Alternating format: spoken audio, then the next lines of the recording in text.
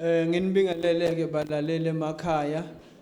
Sikhona la kwaMzilikazi bese attendele umsebenzi wanamuhla. La bathi hayi bayasikhulula khona siyodla ukhisimusi. Uhambe kahle kakhulu-ke.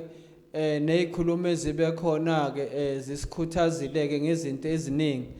Kusijabulisile-ke kuyagcugcuzela-ke thina abaholi bendabuko ukuthi sibakhululeke abangaphasi kobukhosi bakhona ukukhululeka-ke bayo celebrate nabantwana babo. Siyabonga nina besilo. Okunye-ke njengesilo sakaMazibuko njengoba ngikhona la besilindeleke ivakashi ezichamuka eDRC nobukhosi base-DRC naphesheya-ke ilandle.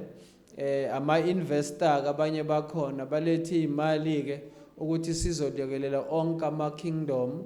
Njengathi thina bakaMazibuko sinobudlelwane nalobukhosi bakaMzilikazi angeke busale ngaphandle-ke.